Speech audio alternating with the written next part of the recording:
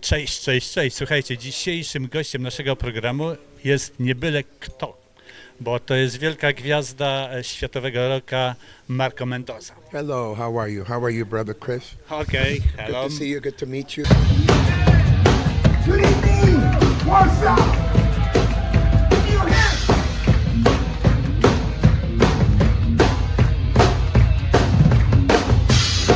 Are you ready? I can't hear you. Are you ready? Here we go, baby.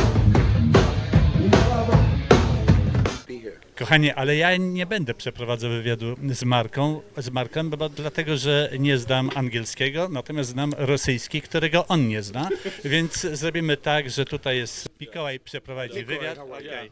Oddaję You can call me tutaj. Mickey if it's easier. Hi, hello, Mickey. Nice to meet you. Yeah, nice to meet you as Mikołaj well. też nie zna rosyjskiego, więc będzie rozmawiał po California. angielsku. Trzymaj. Yeah. Hello there, Marco. Let's sit down. Yeah. I'm fine. I'm gonna talk to you today. Oh, here you go. Some water.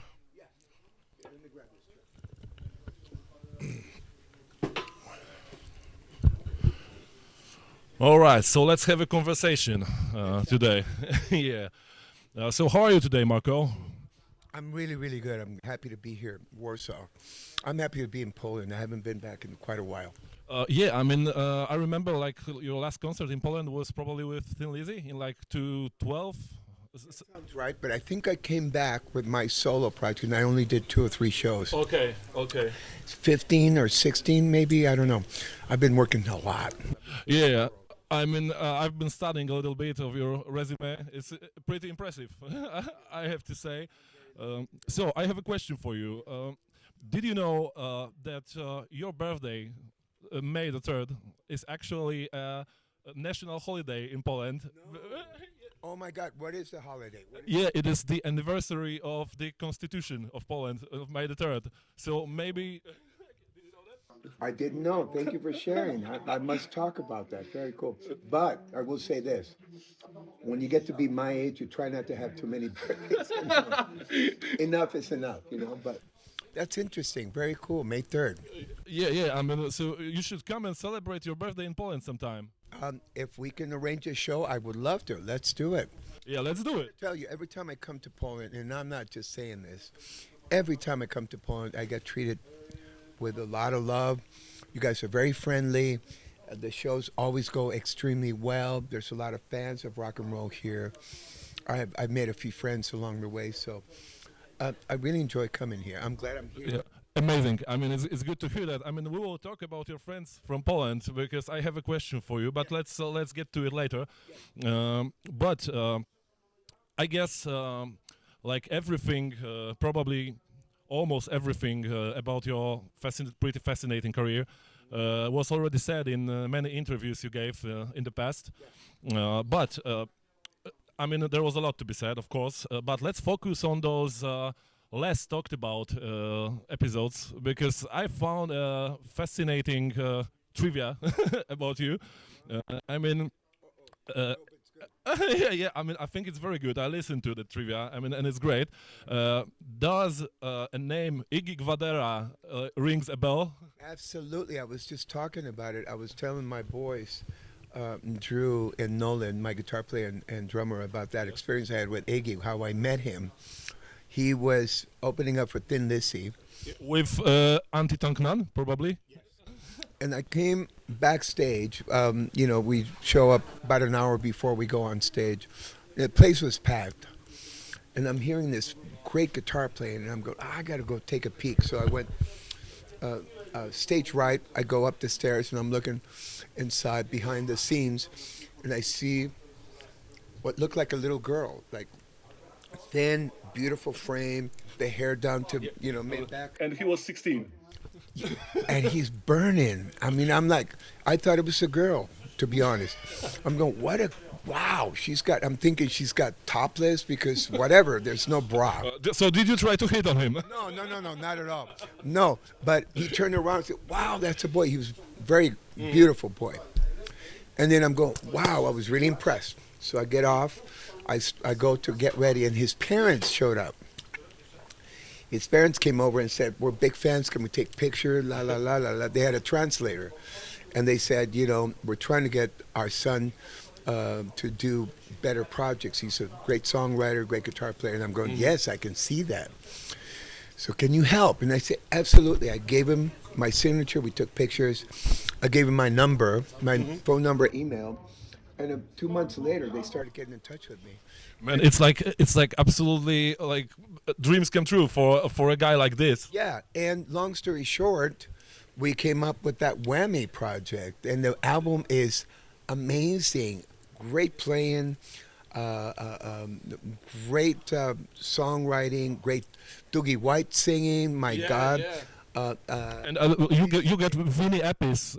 peace. And I'm playing bass, and we're having a great time. The songs are great. The album was great. I believe it was Sony or Universal, Poland. Yeah, probably, yeah. It was a great project, and to my disappointment, it fell apart.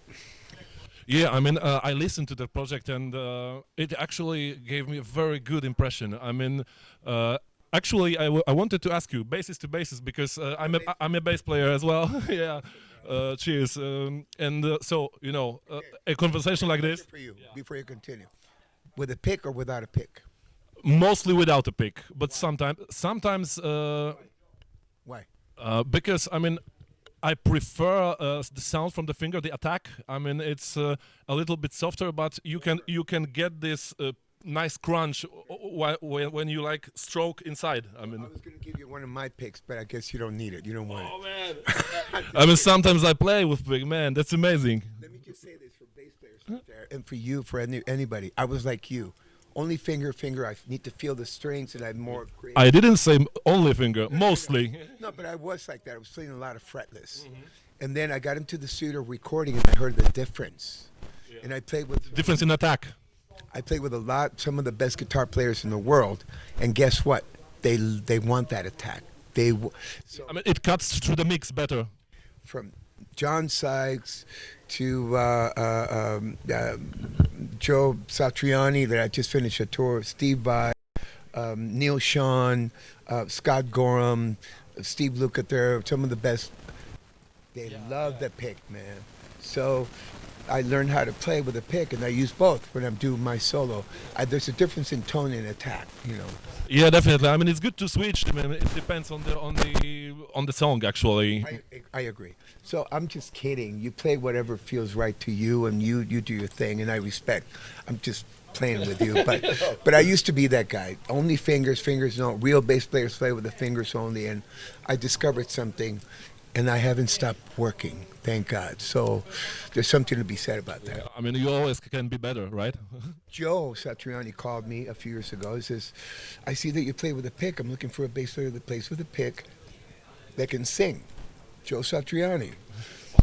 And then, Steve and I are doing the band, and this is how I got the gig. So I love playing with fingers, with the pick, with my nose, with my eyes, with my tongue. Well, I don't do that yet, but maybe. Maybe someday. Maybe tonight. I don't know. Yeah. Do it, man. All right. One more question about the Whammy, because I loved your sound on this album. It was like very fat and had this great attack. Do you remember what gear did you use? The guitar you used on these recordings? I believe I was with Yamaha. Yamaha, okay. I've been one of these guys that is. I've been approached by all the best companies, best bass builders, and I have a collection that doesn't quit. I've done the Fender. I'm a Fender Precision guy from way back. That's where I began. But all these other companies came around, and I think I was doing Yamaha. Okay. And I think it was a TRB 5 that I was using. So it was a 5-string? Or a BB. Okay. BB4 or a 5. It was both. I remember it was passive. It was a passive bass. That tone that you can get with a Neve preamp. Yeah. And it's just, I mean, some tones you can get only from passive basses. Yeah. So tonight you will see me playing one of my favorite basses now. Ibanez kills me, man. Is this SR? Is this Ibanez SR? Yeah. It's an SR model. It's Prestige. It's called. It's a new model, and I fell in love with it. You go passive, active. It's got all the EQ. I mean, it's too much for me. Too much to use. The options are unbelievable, man. And I fell in love with the bass. It's a 5-string that weighs 3 kilos, which is a good thing for me because I like to move around on stage. And It's pretty light. yes. And so you'll see me playing passive and active, depending on the song. Again, the attack with a pick or not, or with a finger, you know. So I like to play active with a finger and passive with a pick. With a pick, okay. Now you get it. Yeah. I mean, it's the difference of the tone. Yeah. All right. Yeah. One more question about it because I saw and I heard the song "Guardian of My Heart" or "Guardian of Your Heart" from the Whammy project, and it was with Piotr Cugowski. Yeah, I mean, what do you think about singing of Piotr Cugowski? I mean, he's the son of a legendary Polish singer. Yes. You know, there's so much talent. I got to be honest. It's been so long. I haven't heard that album. You know how many albums I've done since, and how many. I can imagine. I get into these little bit of a blur thing, but I would love to hear it again. Iggy's showing up. I just talked to him. He's coming. Iggy is Yeah. He's coming tonight. He should be here any minute. Oh, I invited man. him for some. It would be amazing to meet him. I haven't seen him in a long time. I met him and his father a few times. So how long is he now? How old is he now? Like 28? No, he's 12. He's still 12. Okay. I don't know. I want to say, yeah, you're probably right. Yeah, 28. because it was like 12 years ago. Oh my gosh, that long? Yeah, I mean, we just established you're old. That means I was 32, right? Yeah. Exactly 32. But yeah, you're showing up tonight. The whole album, when I got the mixed and the mastered, I enjoyed it. I played it in my car when cars still had a CD player. Yeah. Good times. Yes, and on my free time, I listened to it, and I was so proud of it. And I was really excited to bring this to fruition, to bring it to live performances. And as you can imagine, Doogie White busy all the time, Vinny Appice busy all the time. I mean, Vinny is Carmine's son, right? Do I remember great? Brother. Brother, okay, yeah. Yeah. Sorry, bad research. He's gonna love that. Carmine, I'm sorry, bro. But no, that's his brother. And Carmine, I love you, brother. Much respect. Oh yeah, so hater. On the road, running around. Yeah, it's hard to nail him down. Doogie as well, you know. And so. Yeah, I mean, it was like pretty much a super group. And that seems to be a problem with a lot of projects I've been doing, to be honest, that you have all these prominent players that are extremely busy and Big egos. not that doesn't even come to play because we don't get together to tour. Okay. It's just their schedules. Everybody, as you can imagine, when you have some players that are the better players on the planet, their schedules are. My schedule this year, like last year in the past 10, 15 years, is crazy. I'm all over the world. It was tense.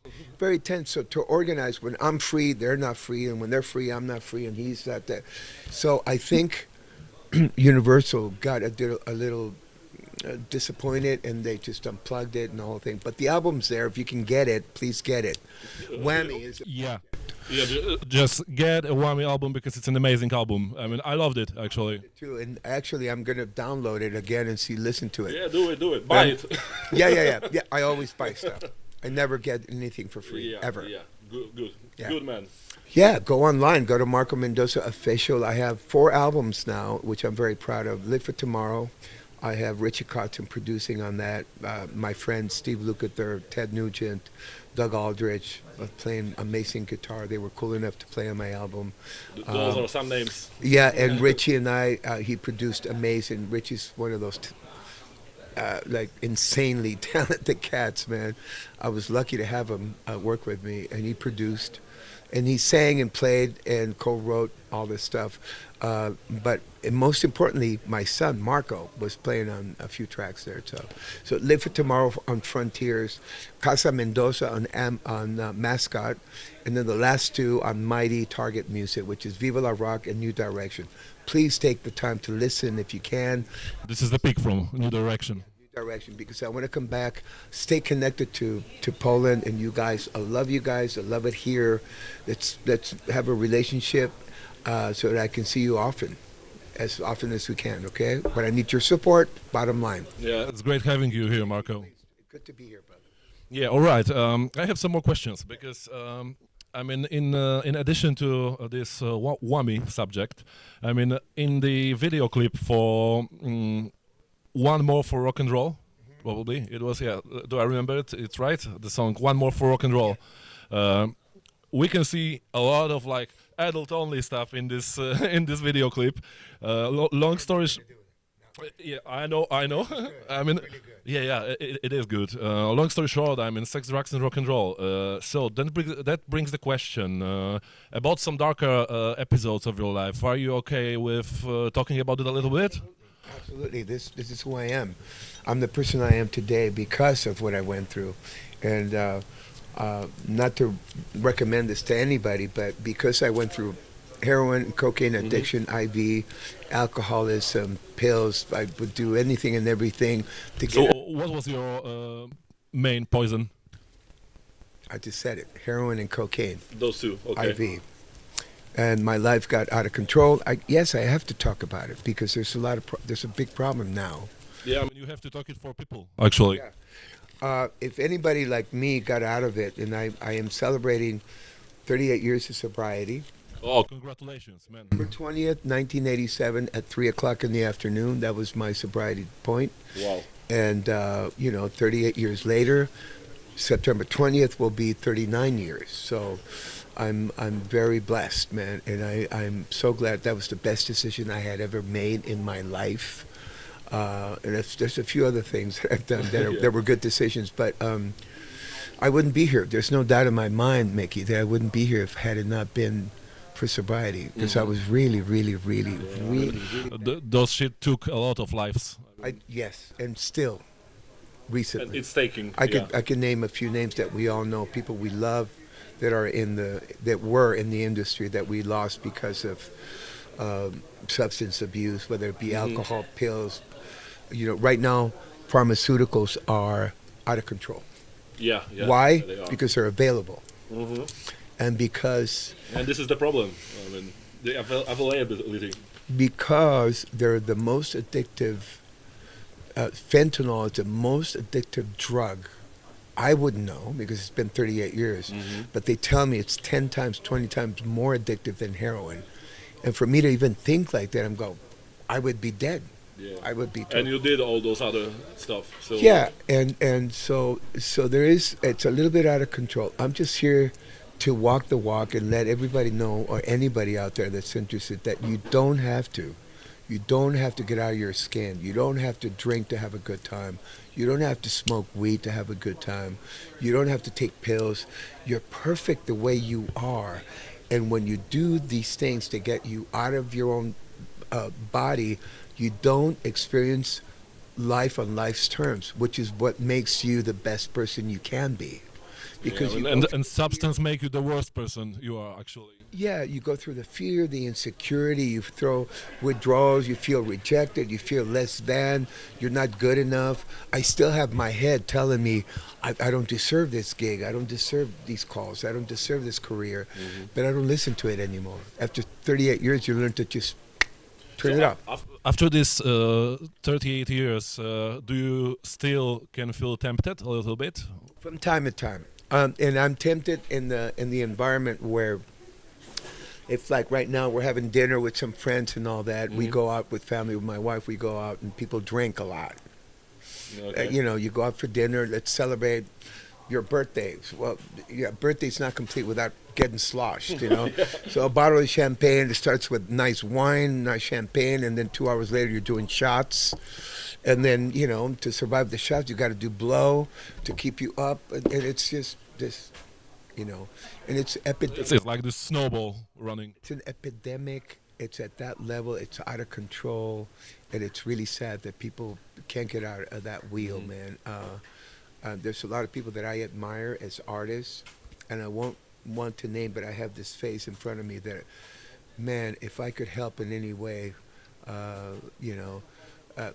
but I will say this: you got to be ready, and you got to want sobriety. You got to be ready and be willing to do what it takes For yourself. for yourself, not for anybody else, for yourself. Exactly. And I was lucky enough that I got to that point in my life that it was time, you know. Yeah, I mean, because it was you were very young when you got into all music industry and music.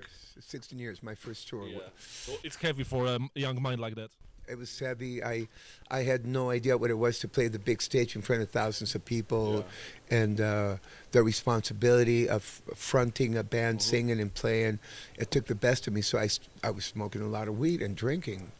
You know, my favorite. Just to take the edge off, right? Yeah, I would do a couple of double shots of tequila and a couple of Heinekens just to ease it. And then, you know, then you get really drunk, so you need to wake up. There's blow. You do some blow to wake up. You try to balance it. Yeah, and then you drink to blow off the blow. And you never get it right. Yeah. You never get the right. there are no balance in it. No. So, and then if you're anything like me, I have this addictive personality. That if I like something too much, I just go. Just I'm very dive in it. obsessive and compulsive about it. I think about it. I dream about it. I like right now. My compulsion and my obsession is sugar. Okay, I see. I'm okay, but I love sugar, man. My guitar player Drew brought me some stuff from the UK, my favorite stuff, and You need to try Polish sweets. They are very good. I mean, not to indulge your compulsions, but But I'll taste it. So I'm trying to balance it. You know, Yeah. when I go on tour, I understand the importance of eating right and resting. But my compulsive behavior and my obsessive behavior now is about taking care of my body, because it's like as you get older, you want to be in the best shape possible, yeah. so that you can tour and travel and perform and sound the best, look the best. Yeah, you have to take care of your voice, for example. Exactly. But so my point is we're all, you know, we have OCD. We're all. I'm dyslexic to the max. I'm not tweaked.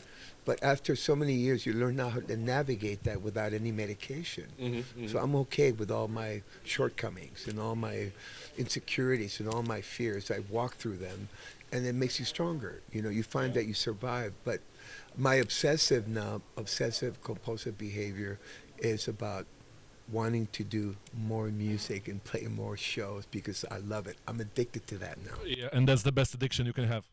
Absolutely. And coming to Poland, I've been thinking about Poland for so long. I'm not kidding you. I've been trying to come here. After so many years, it finally happened, and we're going to have a great time. Yeah, I hope so. I mean, I'm waiting for it.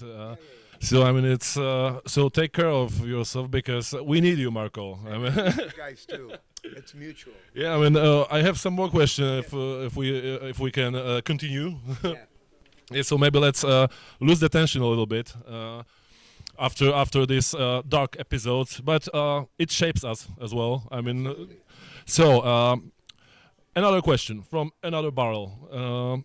Can you point, like, for example, 2 songs that shaped you the most as a musician, as a person, as a bass player?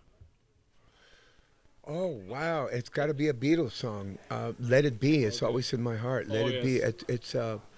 It's a lesson and a reminder that life is full of peaks and valleys, and it's full of obstacles, and inwardly and outwardly, and also the fact that we're in the industry that is changing so much. You have to say sometimes, you just take a few steps back and just let it be. Just let it be the way it is. It's perfect the way it is. It's supposed to be like this.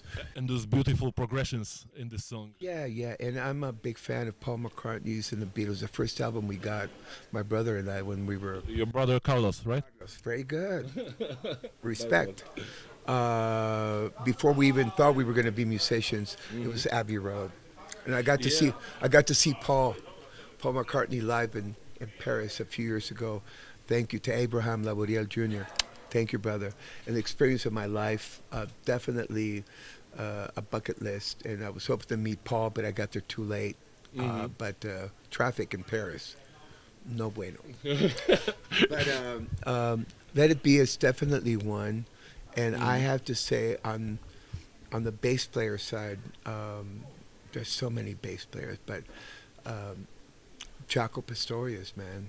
Oh, His yes. conversations, his harmonies, his melodic sense, his chops, He was definitely an alien.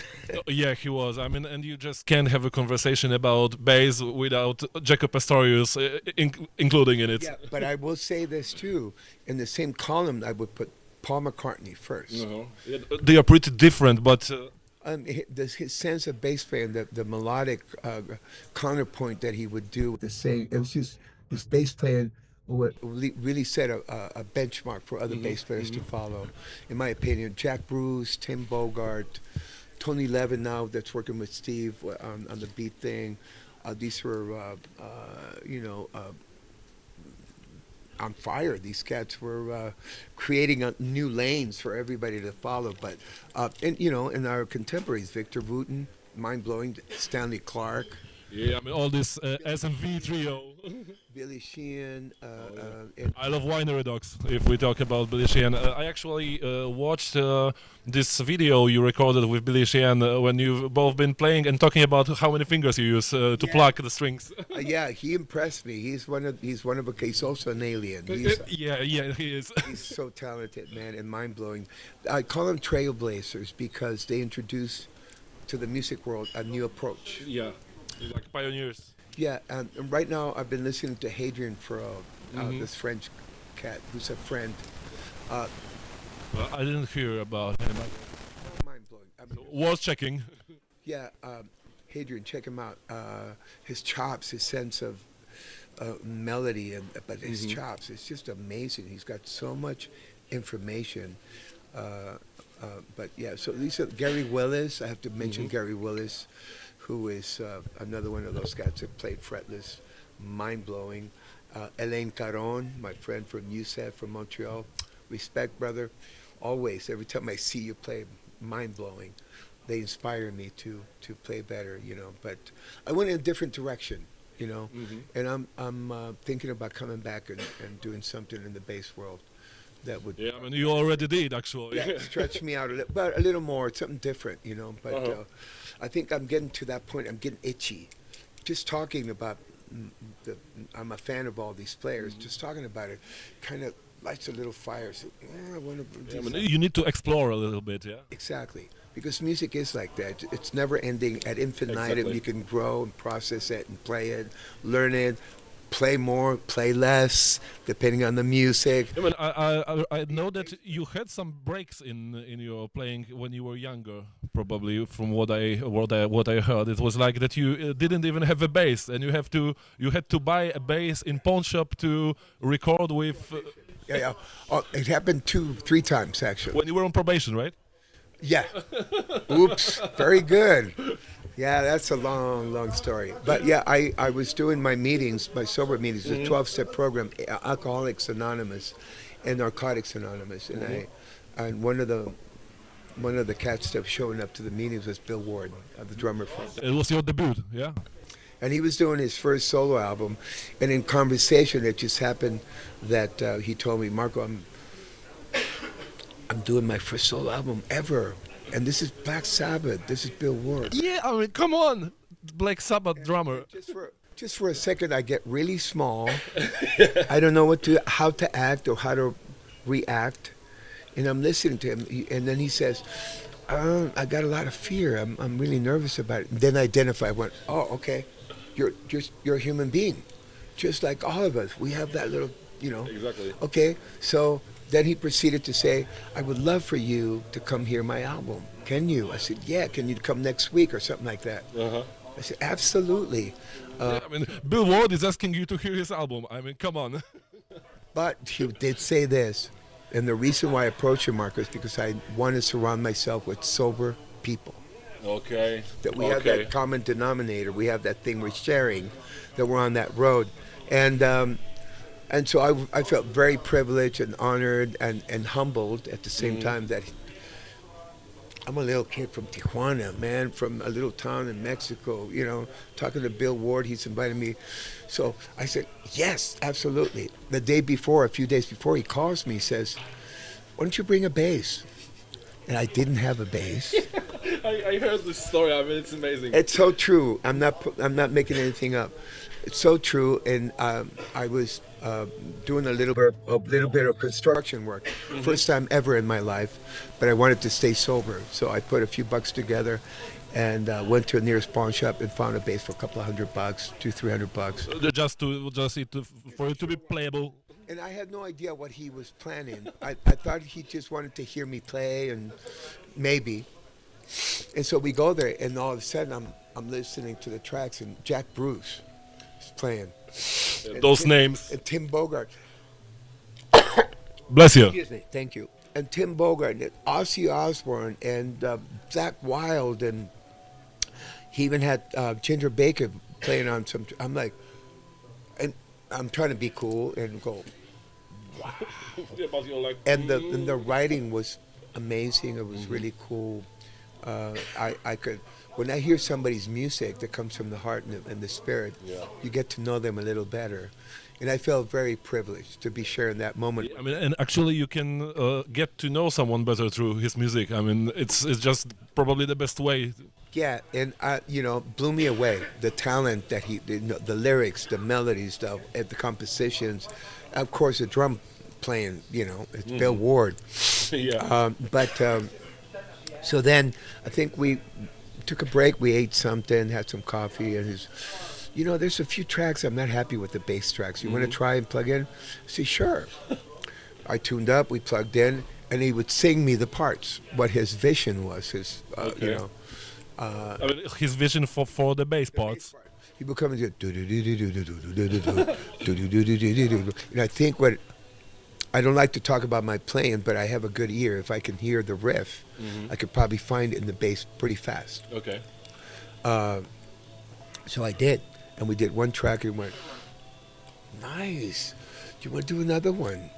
I don't know how many tracks to this day. I haven't heard the whole album. I don't like to do that for some reason. But I think I played on 4 or 5 tracks, something like that. I ended up. And then shortly after, he says, Marco, I want to tour. I want to play this album because the response has been amazing. And your head exploded, probably. My head exploded, and I started getting a lot of calls from magazines and interviews. So I got to thank him because he's the reason I got back into the business. He opened the door, if you will, and inspired me to become a better musician, to show up on time, to prepare myself to study the music, to respect the music, and to apply myself as a bass player and get back into the journey of being a musician. And that was the beginning. After that, you can imagine I got exposed in a higher level, and all the calls started coming in, and I ended up working a lot, nonstop. It's been amazing. It's been a great. I mean, it's probably impossible to live for a beginner, let's say. I mean, for someone so young to suddenly be so popular, to play with such big names. Yeah, I had to pinch I'm still pinching myself. I'm pinching myself to the fact that I'm doing my gig tonight here. Yeah, I'm like, what a privilege it is. It is a privilege, period. It's a gift. I love your approach, man. It's so true, though. I have a lot of friends in the industry that, unfortunately, after the pandemic, it's not, the industry just cut it. It's cut in half. The venues shut down, the touring shut down, the recording shut down. Everything's digital, and there's no hard copies anymore. There's no industry. There's very few labels. It's been through a lot. So I'm stuck. This is what I do. This is what I was trained to do. I'm not trained to do anything else. So I'm lucky and very privileged and very humbled and very grateful to be doing what I do. That's amazing, Marco. So, a question about your solo work. Because I listened to all your albums, actually. Cheers, man.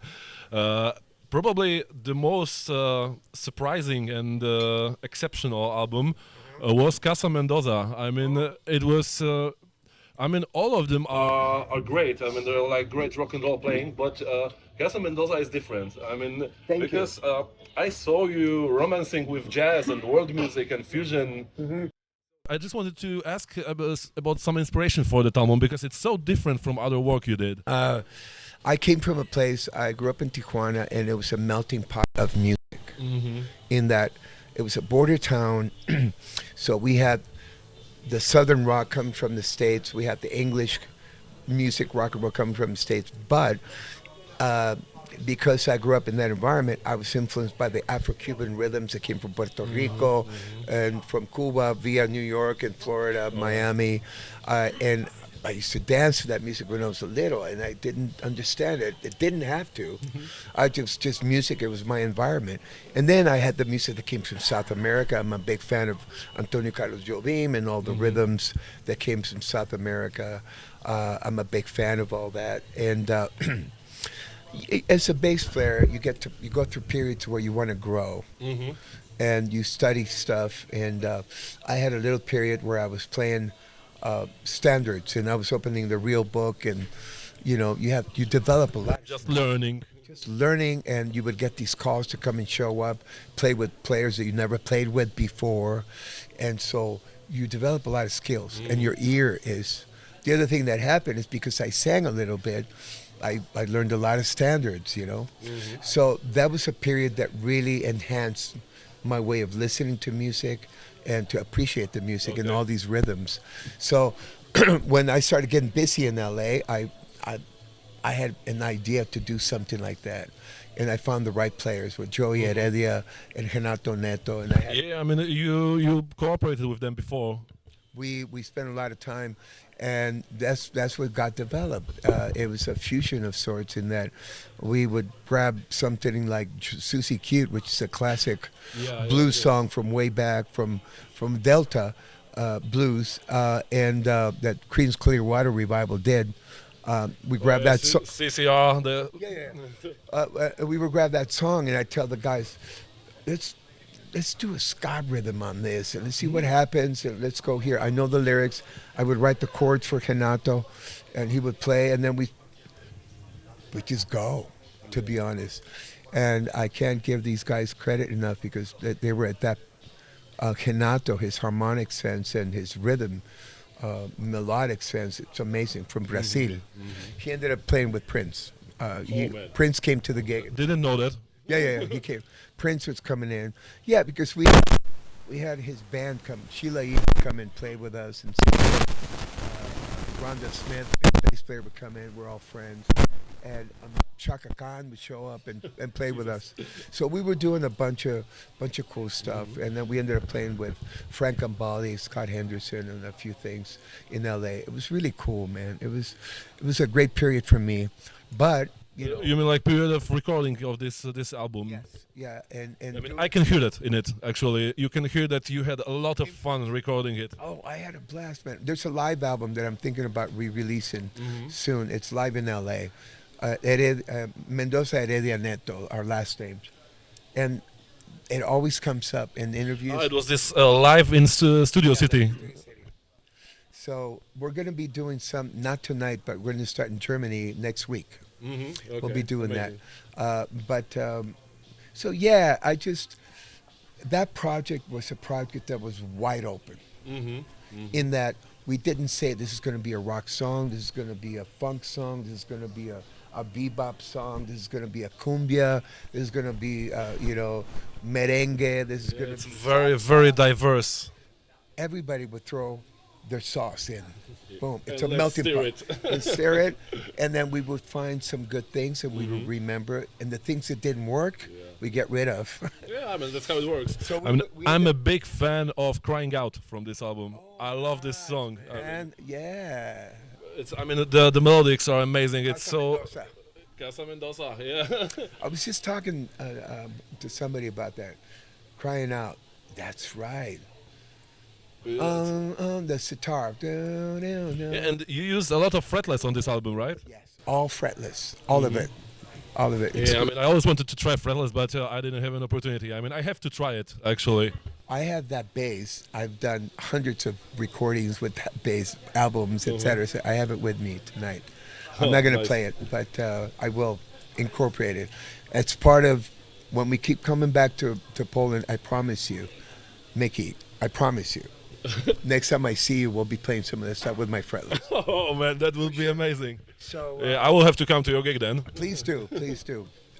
So, Yeah, it was one of those projects that just happened, and it happened because it was supposed to happen. But Yeah. I can't. I have to say, it wouldn't have happened with other cats, with other players. It had to be Joey, and it had to be Renato.